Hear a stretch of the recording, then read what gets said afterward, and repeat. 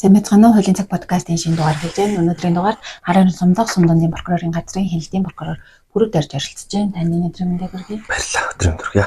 Бид өнөөдөр 2025 онд явагдсан гэмт хэрэг зөрчлийн талаар мэдээлэл өгөх байгаа. За 2025 онд хяналтны хариас өмнө ер нь ямар төрлийн гэмт хэрэг төрөлхөө үлдгэсэн талаар яриа хэлэх үү? За баярлалаа. Тэгэхээр Харин сумдах сумдын прокурорын газраас бол Өвөрмөн гамны 7 сумд одоо прокурорын хуулиар хүлээсэн чиглэл хэрэгжүүлж ажиллаж байна. За нийтдээ 2025 онд 432 гэмтэргийн талаарх хөндлөн мэдээлэл хяналт тавьж ажилласан байна. За дээрх хүлээн авч шалгасан хяналт тавьсан гэмтэргийн талаарх хөндлөн мэдээллийн 299 буюу 69% хэрэг хүртэлт хэрэг нээж холбогдох мөрдөн шалгах ажиллагаа явуулсан байна. За 35 буюу 8.1% нь хэрэг хүртэлт хэрэг нэгээс татгалзсан. За 30 хэргийн буюу 6.9% одоо үлдэгдэлтэй байгаа. Ийм тоо мэдээ гарсан байна. За харин хэрэг хүртэлт хэрэгнээс 299 хэрэг байгаа гэж би сая танд танилцуулсан. Энэ хэрэгээс 115 хэргийг нь за эрүүгээр хэн шийдвэрлэх тухай хууль заасан үндслэлийн дагуу хэрэг хүртэлт хэргийг хааж шийдвэрлсэн байж байгаа. За 37 хэрэгт эрүүгээр үүсгэн ялагдагчаар татсан байна. Мөрдөн байцаалтын за 168 хэрэг танилт тавьж ажилласнаас 164 хэргийн хямруу тасгах асуудлыг шийдвэрлүүлэхээр хариалах за нутаг төвсрийн хариаллыг шүүгчилжүүлж шийдвэрлсэн ийм тоо мэдээ тавьж байгаа. Ер нь бол 2025 онд за 299 хэрэгт мөрдөн шалгах ажиллагаа явуулсан бол за өмнөх оноос 78 хэрэгээр буюу 35.3%-аар өссөн байж байна. За ингээд гэмт хэрэг үйлдэгдсэн нөхцөл байдал ямар гэмт хэрэг өссөн бэ, буурсан бэ гэдэг статистик үзүүлэлт хийгээд үзэхэд бол за хөнгөн ангиллын хэрэг 250 байгаа нь бол өмнөх оноос 61.2% өссөн үзүүлэлттэй. Ангиллын гэмт хэргийн тухайд бол 49 хэрэг бүртгэгдсэн. Өмнөх оноос бол одоо өссөн үзүүлэлттэй юм байж байгаа. Тэгэхээр бас энэ нь бол мэдээж одоо нийгмийн харилцааны сөрөг үзүүлэлт гэж үзэж болно. Ийм нөхцөл байдал байна. Өнгөрсөн онд үлдгэсэн гэмт хэрэг зөрчлөөс үзэхэд ер нь ямар төрлийн гэмт хэрэг зөрчил илүү үлдэгдэж байна вэ? За тэгэхээр яг энэ тоон судалгааг бас хийгээд үзэхэд бидний одоо бүгд одоо юу гэдэг амьдралын хүрээлт байдаг буюу иргэд маань хоорондоо нэгийг гэмтээж байгаа буюу эрүүл мэндийн санхаг заасан хүний эрүүл мэндийн алж байдлын эсрэг гэмт хэрэг бас цонхлон үлдэгдэж байна. За мөн түншлэн заллах гэмт хэрэг, өмчлөх эрхийн эсрэг буюу хулгайлах гэмт хэрэг, за хөдөлгөөний аюулгүй байдал, тэр үслийн ашиглалтын журам зөрчил гэмт хэрэг төлхөө үлдэгдэж байгаа судалгаанаас харагдаж байна. Дээрх гэмт хэргүүдийн тухайд за хар орон, Батүлз, хожир цомд төлхөө үлдэгдэж байна. За хөдөлгөөний аюулгүй байдлын байдал, тээврийн үслийн ашиглалтын журам зөрчих гэмт хэргийн тухайд бол бид бүхэн мэдж байгаа. За улсын хурлаар эрүүл мэндийн өөрчлөлт найруулснаас найруулалт орсноос хойшоо тээврүүлж болох эрхийг асуулсан этгээд дахин эрхийн үнэмлэхээр согтуугаар тээврүүлж болгосон тохиолдолд гэмт хэрэг тооцоогоор хуульчлагдсан байж байгаа. Энэ тохиолдолд бол төдийлөн борохгүй байгаа ийм үзүүлэлт харагдаж байна. Энэ нь бол иргэдийн нэг талаас ухамсар, аливаад хандах хандлага, за бас мөн одоо хууль биелүүлж ажиллах энэ тал дээр одоо ухамсаргүй хандж байна, хариуцлагагүй хандж байна гэж дүгнж болохоор байгаа. За хүний эрүүл мэндийн халдшгүй байдлын эсрэг гэмт хэргийн тухайд бол залуучууд ер нь иргэд маань аливаа нэг асуудлаас болоод хоорондоо зодтолдог. Үүнийхээ улмаас хүний эрүүл мэндэд хөнгөн хүн дэвтэр цаанг цаашлах хүнд тохирол санаатай учруулах юм асуудал гарч ирж байгаа. Тэгэхээр аливаа асуудалд иргэд маань бас хүлээцтэй, ухамсартай, за мөн бас төвчээр данддаг байх нь чухал байна. Энэ зүйлийг хэрэгжүүлж чадсанараа иргэд маань нэг талаар өөрийгөө одоо гэмт хэргийн холбогдогч ялагдагч болохоос урьдчилан сэргийлэх. Нөгөө талаараа бас хэн нэг үнийг та одоо гэмт хэргийг хохирогч болохгүйс урьдчилан сэргийлж чадж байгаа ийм үйлдэл байна. Тэгэхээр энэ дээр бас эрэг нөлөөллийн аюунуудыг хувь хүн, байгууллага, за ерөнхий боловсролын сургуулиуд, төрийн болон одоо өмчийн хэлбэрийн бүх байгууллагууд бас хариуцлагатай ханддаг эрэг нөлөөллийн ажлыг одоо нөлөөллийн арга хэмжээ бас хэрэгжүүлж ажиллах зүйтэй байна гэсэн энэ төгөлдөнд орж байгаа. Түүнд урьдлаа заллах гэмт хэргийн та өмнөх оноос өссөн үзүүлэлт байгаа гэж штэ тий. Тэгэхээр энэ төрлийн гэмт хэргийн талаар дэлгэрэнгүй мэдээлэх хэрэггүй юу? За заллах гэмт хэргийн тухайд бол сүүлийн үед бид бүхэн бүгд мэдж байгаа. За сошиал орчин хөгжсөн, хүн болгоны цахим хэрэглээ бас их идэвхтэй болсон.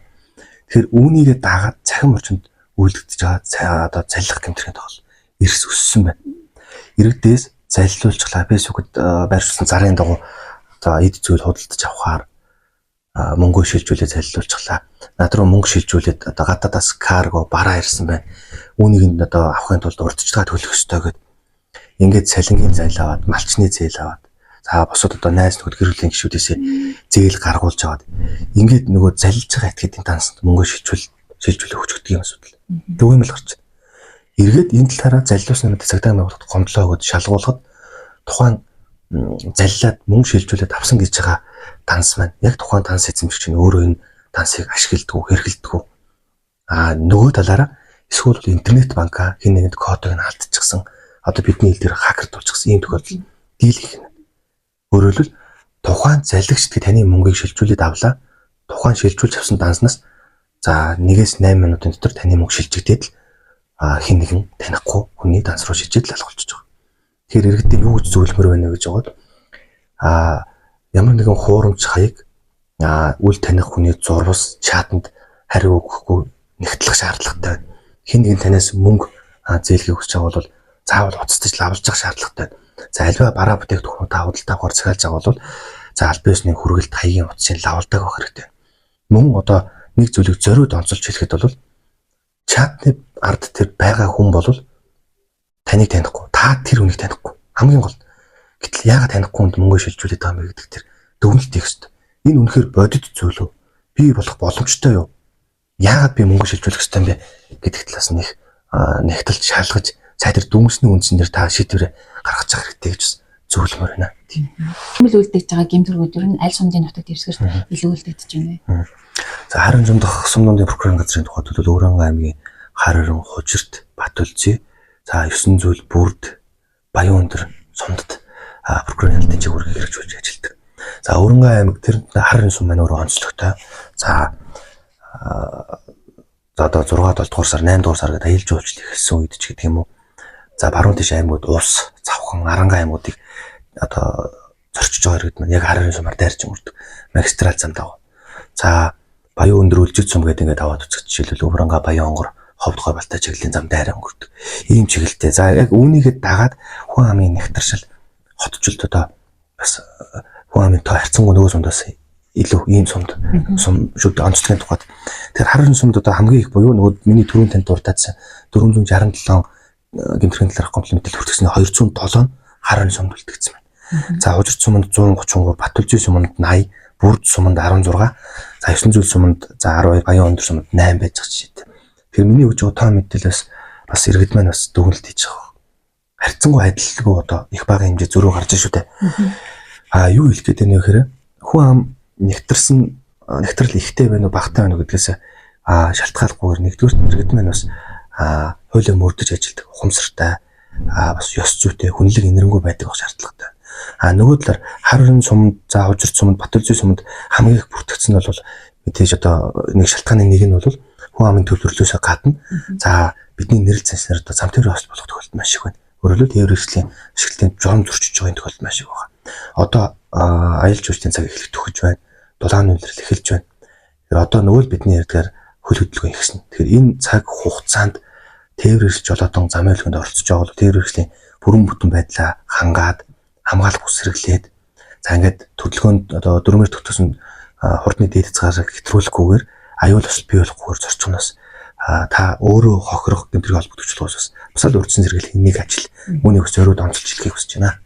Бидний нөхцөл байдлын талаарх мэдээллийг тавуулъя тий. Төрчлийн тухай хууль зааснаар одоо энэ өнгөрсөн онд хичнээн төрлийн төрчлийн талаарх гомдол мэдээлэл бүртгэгдсэн талаар та мэдээлэл өгөхгүй юу? Тэгэхээр сая гэмтрийн талаар бас тоо мэдээллийг өгч ярилцлаа. Тэгэхээр гэмтрээс гадна зөрчлийн тухай хууль заасан зөрчил хэрхэн ямар тоо хэмжээтэй байгаа юм бэ бүртгэгдсэн гэдэг энэ талаар би товч мэдээлэл танд өгье. 1160 гомдлыг 2025 оны хугацаанд хүлээн авч хяналт тавиад ажилласан байна.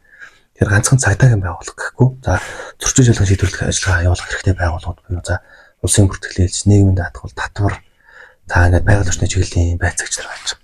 Тэгэхээр энэ байцаагч нар маань нийтдээ 1160 одоо зөрчлийн шинжтэй гомдол мэдээлэл хүлээн авч хяналт тавьж ажилласан байна. За хүний бие талдах зөрчил 33 байна. За гэр бүлийн зөрчилтэй тэмцэх тухай хууль тогтоомж зөрчил 81. За хүүхдийн эрх зөрчих зөрчил 11 байгаа нь одоо бусад зөрчлөөс одоо хамгийн их тоо үзүүлэлттэй байна. За ялангуяа танхаарах зөрчлийн тухайд ч гэсэн бас цөөнгөөс бүртгэгдэж байна. Өөрөөр хэлбэл зөрчлийн тухай хууль заасан дээрх зөрчлүүд нь хүний одоо эрүүл мэндийн эрхчлөлд тодорхой хэмжээний сөрөг үр дагавар авчирч байгаа. Ийм л үйлдэлүүд байж байгаа. За мөн өмнө дээр одоо хамгийн их нь үлдэгдэж байгаа нь бол одоо замын хөлгөөний аюул хөдлөлийн тухай хууль тогтоомж зөрчил болж байгаа. За иргэд маань мэдж байгаа.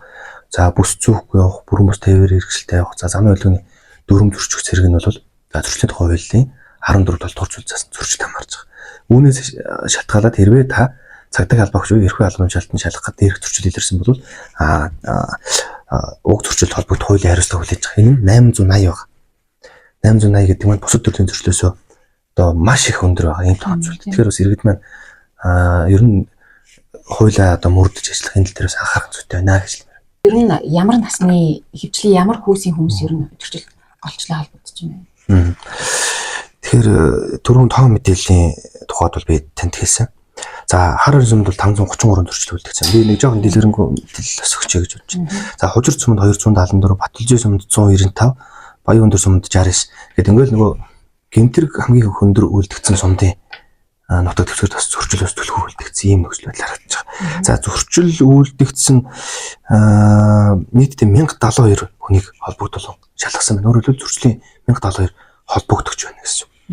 За хүүсийн хувьд бол 159 буюу 14.8% эмэгтэй, харин 913 буюу 85.1% эрэгтэй хүн зөрчил үйлдсэн ийм одоо нөхцөл байдал тогтоогдож байна л д. За ингээд зөрчил үйлдсэн гэж байгаа энэ хүмүүсийн хувийн байдлыг бас ингээд наривчлаад мэдээж одоо хүний хувийн эмзэг мэдээлэлд таалдахгүйгээр тийм ээ бис хүргэж болох мэдээллийг тэнд хүргэж өгчөд бол за насны хувьд 17 хүртэлх насны этгээд бол 21 байна. Тэгэхээр 21 гэдэг нь 17 хүртэлх насны гэдэг чинь насан туршаагүй. Тэгэхээр насан туршаагүй 21 байна гэдэг чинь бас эцэг эхчүүд юм бас өөр хүүхдэдтэй тавих ханааналтаа сайжруулах нэг одоо хүчин зүйл бас сул байна гэсэн ийм үзүүлэлт харагдаж байгаа. За 18-30 насны хүн 233 байна. 31-ээс 44 насны 489. За 45-аас дээш насны 329 тус зөрчил болсон. Ийм нөхцөл байдалтай байж байгаа. Тэгэхээр энэ гэр бүлийн хүчирхийлүүлдэх, зайн тухай ойлгогдсон зөрчих, хүүхдийн эрхийг зөрчих, за хүний үед халдах гэдэг юм. Ингээд энэ зөрчилд бол ер нь бол 45-аас дээш насны хүмүүс бол хамгийн их нь байж үү.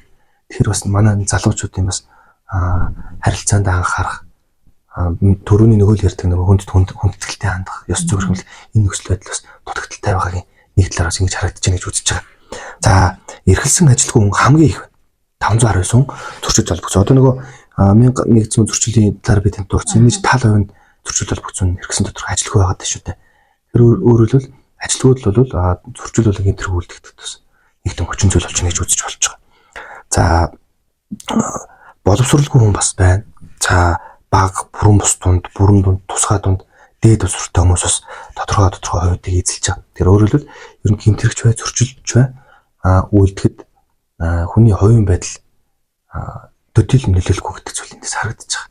Эцсийн дүнд нь бол ер нь ингээд нэгдсэн байдлаар хэлэхэд бол ер нь альва иргэн маань өөртөө олон бусдад аюул учруулахгүй хуулийг дээдлсэн хүнлэг энэргүй ёс зүйтэй явах чухал байна гэж ингэж хэлмээр байна.